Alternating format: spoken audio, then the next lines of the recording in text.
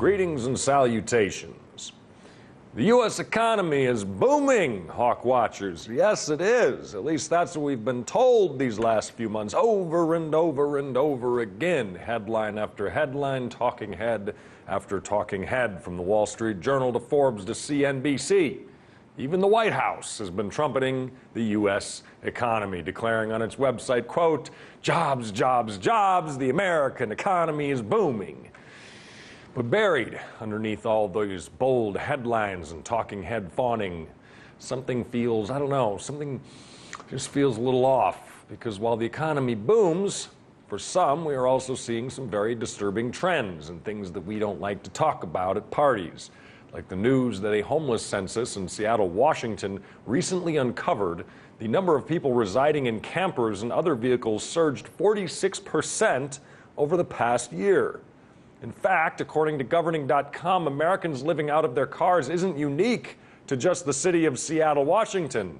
Maddie Quinton reports that there's been a boom in vehicular homelessness, especially out on our lovely left coast, where rents have skyrocketed and the number of homeless people who don't live in shelters is up 20,000 from 2017. But with more and more U.S. citizens being forced to live out of their cars due to increasing rent, heavy debt, low wages, and unaffordable cost of living, what are they going to do when the National Law Center on Homelessness and Poverty is reporting that across the country, the number of prohibitions against vehicle residency has more than doubled during the last decade? It appears that the ghost of Tom Joad still haunts the American highways and cities as we start watching the Hawks. If you want to know what's going on in your city, in your streets, never back down like Tyrell, and the truth is what you seek. To analyze, investigate from the bottom to the top. You speak your mind like Sean Stone, whether they like it or not. I got Tabitha, Miss Wallace, with the wisdom and the pearls. Between the outrage and the evidence, what's going on in this world? Watching the Hawks, watching the Hawks, watching the Hawks. Listen when they talk. Welcome everyone to Watching the Hawks. I am Tyrell Ventura. And I'm Tabitha Wallace. Tabitha, let me ask. I have to, look, this is true for not only the United States, but around the world as well. So pay attention, our international friends and family.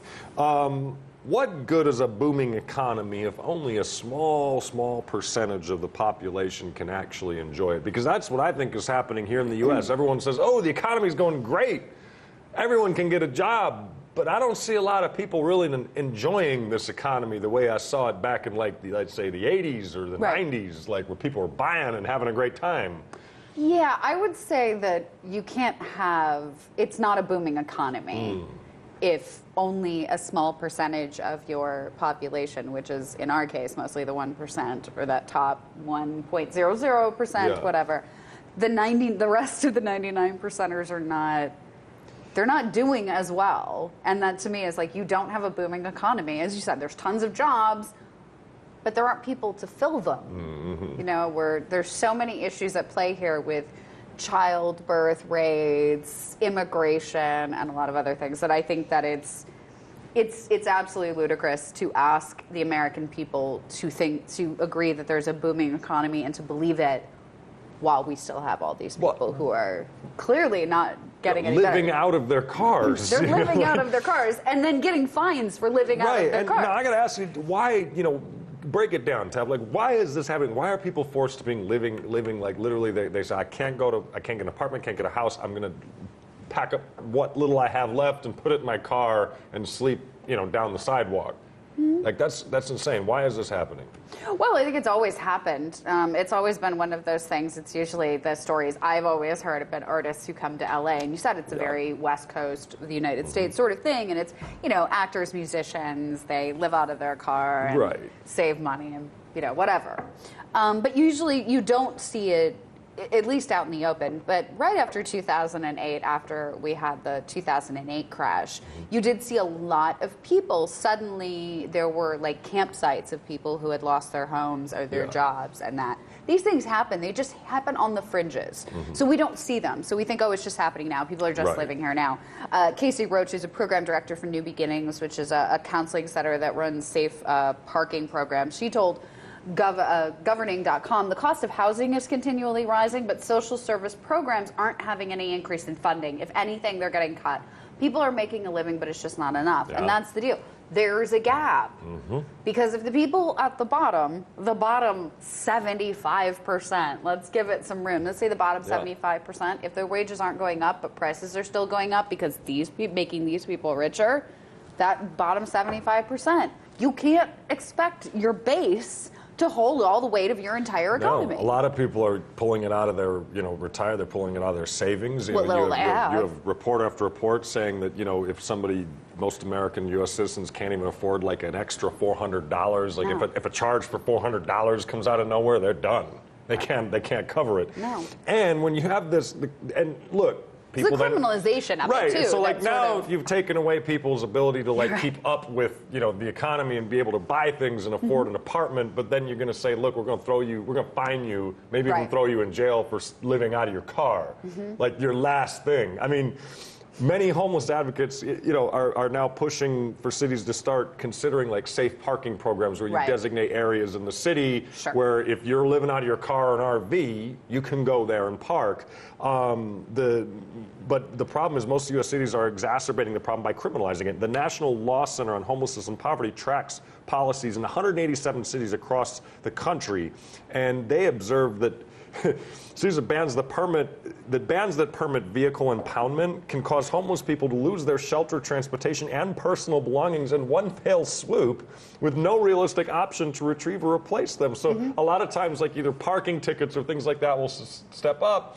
Then, boom, they come in, we're hauling your car away. It's in the impound lot. Your car has all of your family possessions, everything that you cared about. And we're going to charge you $200 a day that it's here that you can't pay. It gets more expensive the longer it takes you to come up with the money. Yep. And that's the problem with this, and we need to start paying attention to this right now. Right now. No one should be having to live out of their car.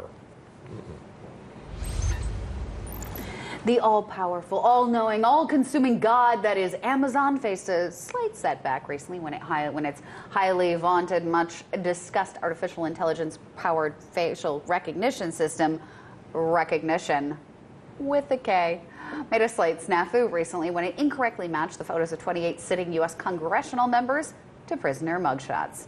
Yes, BGR reports that the ACLU, quote, took 25,000 publicly available police mugshots and then asked Rekognition to compare those images to photos of all 535 members of Congress.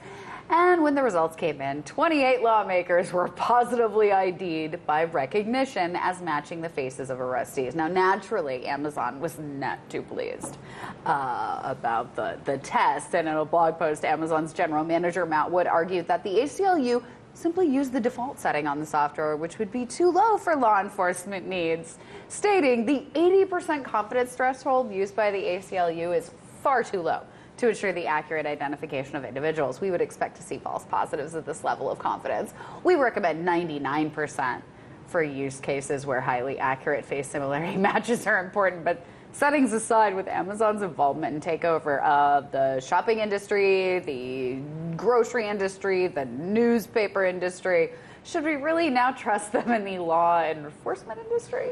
No, I mean, good Lord. Is there anything that Amazon and Jeff Bezos doesn't have, his as a fellow bald man, bald little fingertips in? No, and pharmaceuticals, because remember they bought the pill company. I mean, good Lord. There's a certain point where we have to step back and say, okay, maybe enough is enough. Yeah. And if your, brilliant facial recognition software can only be on the highest of high settings to be trusted in its ability to do what you said it's supposed to be able to do, maybe you should get out of the surveillance business too. My favorite part is when Amazon says, we recommend that for use in cases where highly accurate face similarity matches are important. It's a facial recognition program. Its only job is to recognize faces. At a highly accurate level, I would hope. I mean, look. So your default? Yeah. So your default is, doesn't work. Yeah, the doesn't work on the default's at like 80%, which means there's going to be like this margin of error of like 15%. That they say is huge. Yeah. You know, I mean, it's really, and what's worse though is in the ACLU's test, there was racial bias. They found that the programming, the algorithm had a racial bias too. Yeah, so the Root actually reported that the ACLU's findings suggest that there was a major racial bias in this software because most of the politicians that were misidentified as criminals, I know this is going to be shocking to the folks at home, were Black and Latino, including Representative John Lewis, who literally marched for equality, racial equality. Ooh. No literally. racial equality in recognition, facial recognition. Oh, shot! With a K, recognition if you see, with a K. even the software couldn't even in a artificial intelligence situation, the human intelligence that was giving to it said, if they're Black and Latino, they're probably a higher chance that they're criminal. And look, Congress is now, it took the ACLU doing this for the Congress to suddenly step up, of course, and say, oh, wait, facial recognition might be bad. Oh, if we're targeted and we're and we're mistaken for criminals, which, given our Congress, I can't really fault facial recognition for failing in that. I don't think it failed. I think it did exactly what it was supposed to. It just Three of the other misidentified lawmakers actually wrote a letter to Amazon CEO Jeff Bezos, basically addressing the ineffectiveness of the technology, and they've asked the company to provide a list of government agencies using recognition with specific emphasis on law enforcement bodies and intelligence branches. Now, the fact that Congress doesn't know, I'm sorry, these are elected officials, but they don't know what technology law enforcement is using? Like, they have to ask Amazon, hey, by the way, who did you sell this to? That's what I find really strange. Why do you not know? That's what I'm saying. Like, Congress doesn't know what our law enforcement or intelligence communities are using, what we're subcontracting out, where our tax dollars are being spent. This is ridiculous. But remember, the Russians are going to get us with cybersecurity, but we got it. We got it. It's going to be great. It's become a war of words because Matt Wood, Amazon's general manager for deep learning and artificial intelligence, great title, stated, machine learning is a very valuable tool to help law enforcement agencies, and while being concerned it's applied correctly, we should not throw away the oven because the temperature could be set wrong and burn the pizza. No, that's a really terrible example because in this example, unfortunately, you told them your default to use the oven to cook a pizza was the setting that burnt the pizza. That's your setting. And look, I'm sorry, Matt, but guess what? If the oven I have at home burns a pizza, that's my bad. I can't have some pizza. If your facial recognition puts the wrong guy in jail, that's a little bit of a big deal. Yeah. Just saying. Kind of big. Just saying. All right, as we go to break, Hawk Watchers, don't forget to let us know what you think of the topics we've covered on Facebook and Twitter. See our full show is at RT.com. Coming up, we talk with former Green Party vice presidential candidate Ajamu Baraka on the inherent dangers of the current nationalism and militarism that is gripping Washington, D.C. and the country. Stay tuned to Watching the Hawks.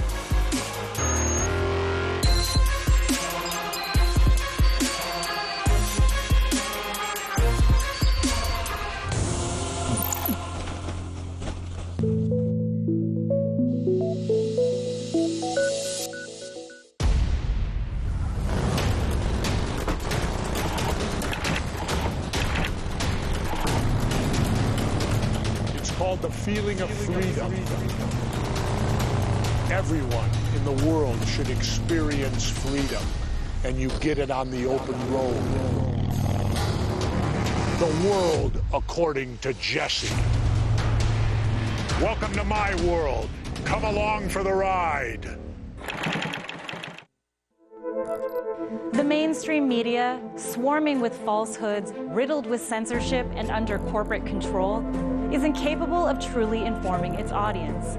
It can't rise above the corrupt motives of those calling the shots. When you awaken to this fact, turn to RT America, where we dare to question more.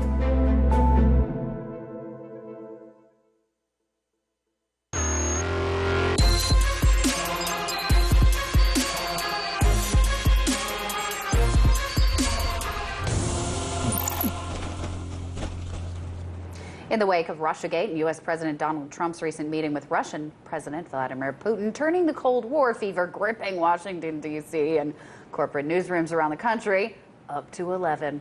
When combined with the approval on Wednesday by Congress of the latest annual defense authorization bill to the tune of $717 billion U.S. tax dollars, the calls for peace before bombs are definitely being drowned out of the foreign policy discussion like never before, with corporate Democrats and Republicans alike reaching post-9/11, pre-Iraq war nationalist fervor. It's important to remember that there are still voices calling for peace and an end to imperialism. One of those voices is former 2016 Green Party vice presidential candidate and national organizer for the Black Alliance for Peace, Ajamu Baraka, who recently joined us from Cali, Colombia. We started by asking Mr. Baraka, why are we seeing such pushback against peace organizations like his?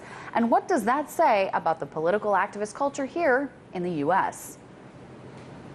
I think, unfortunately, what it represents is that when you look at the general trajectory of U.S. opinion, political opinion, ideals, culture, you see a steady, consistent move to the right over the last 4 decades. And so it is understandable that along with that sort of a general move toward the right, we find that the so-called left has also moved toward the right. So what we have in the U.S. today is a politics of collaboration in very real ways. That is, people who still define themselves as left still find themselves on the same side of U.S. intervention. They still see themselves taking positions that 40 years ago would have been called out for being a rightist position. So, you know, that is part of the pushback against our efforts and against the attempts to try to rebuild the anti-war movement here in this country. They want us to be on the same side of U.S. intervention. We instead take a position that our responsibility is to oppose interventions, to respect international law as it relates to national sovereignty, to respect the principles of self-determination, and to allow for people to decide for themselves how they attempt to govern themselves or even make political change. Our responsibility is to make sure that this state is not operating in our names, systematically violating the human rights of people around the world. Ooh, you know, and I think that's the sad thing that we're seeing more and more, Tab, is this violent pushback against peace. If you say, hey, maybe I want, you know, 2 nuclear superpowers to talk rather than throw insults at each other, that's bad. Right. You know, that's bad. You're a traitor. You're treasonous. You don't care about your country. Except crazy idea here. I thought we were a country that broke away from monarchy and colonialism and all of these things because we wanted to be a self-governing democracy. Yes. We wanted that as a people. Yes. And we want to protect that, right? The democracy.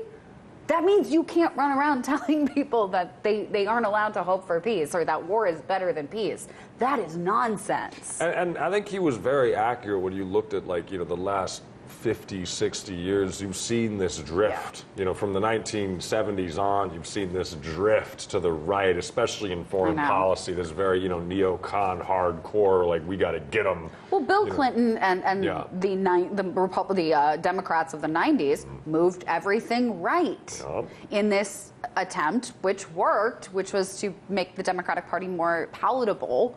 So they had to keep moving toward the middle.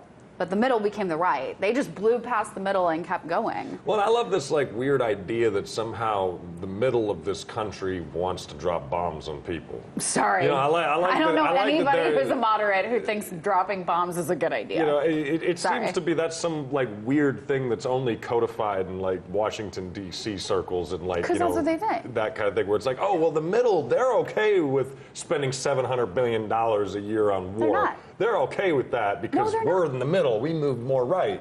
Well, no, you moved right and you missed a majority of the population you swung right in past. The process. You just look at the Wisconsin numbers between Republicans and Democrats and who won the presidential election. It literally swings back to whoever said they weren't going to get in more wars, by the way. Little tip for the next Democrat who's going to look at Wisconsin. And this is the thing that you're also seeing is that Adam Johnson of FAIR pointed out that the MSNBC coverage, and I think this is a really important thing that we have to talk about, covered Stormy Daniels over 400 times, compared next to zero coverage of the U.S. involvement in the war in Yemen. And so we asked Ajamu, what important issues are being ignored or forgotten in the media's obsession over Donald Trump and Russiagate? One of the things that we've been trying to call attention to is the fact that while the elements of corporate media, along with Democrats and powerful elements in the state, have been keeping the attention on the personality of Donald Trump, his theatrics. There's been a continuation of governance in the U.S. and governance that has resulted in policies that have had a measurable negative impact and will have in the future on ordinary working class people in the U.S. There wasn't much debate, for example, around the Trump proposals to cut taxes, both individuals and corporate taxes. There wasn't much discussion in the corporate press around the obscene proposal by the Trump administration to expand the military budget at one point by $54 billion that ended up being $80 billion, in which both Republicans and Democrats fell in line with in terms of support. There's not been much real discussion around a number of the policies that have been implemented that have continued the policies of the last 4 decades that have been undermining the objective interests of working people. And we see that there's been no change in the bipartisan commitment or understanding that the way the U.S. is going to maintain its influence, its hegemony, is through the use of military force. In fact, we've seen that from the Democrat side, even those minimal efforts on the part of the Trump administration to de-escalate tensions with various countries, including Russia, that administration has been faced with pushback itself, with almost a crazed obsession on escalating tensions and creating a political environment in which direct military confrontation could be the inevitable consequence. So, there's been a continuation of the same kinds of policies, very dangerous policies. And these policies have been basically bipartisan policies. Ooh, man. I think he hits the nail on the head, and that's one of the great reasons I wanted to contact him and talk to him. We wanted to reach out to him because I think he has such a great perspective on what the real problems are and what is being ignored in this country. It's strange because I think what we're seeing here is this conglomeration of greed and xenophobia and nationalism, and you have the sides that are normally. It seems as if the platforms and the sides have swapped to an extent where looking at someone like a person, not where they were born, not what borderlines they were born in or out of, and looking at someone like a human being that used to be very democratic values is now very different. And we're not seeing that. And I think that's where there's a communication issue. And we're throwing the term traitor around all the time these days. I mean, it's thrown at everyone from President Donald Trump for not admonishing Putin over alleged meddling to even, was it the other day, CNN's Jim Acosta while reporting from the latest Trump speech. He was called a traitor. So we asked Ajamu, what are the dangers of this kind of blind nationalism that is gripping both sides of the political spectrum here in the United States? There's been a very dangerous sort of rupture with reality that I think is even more dangerous than the post 9/11 situation or environment. I think the only historic comparison that we can make, and I think legitimately, is the McCarthy era, where basically there was this attempt to impose a kind of political and ideological conformity on the American people.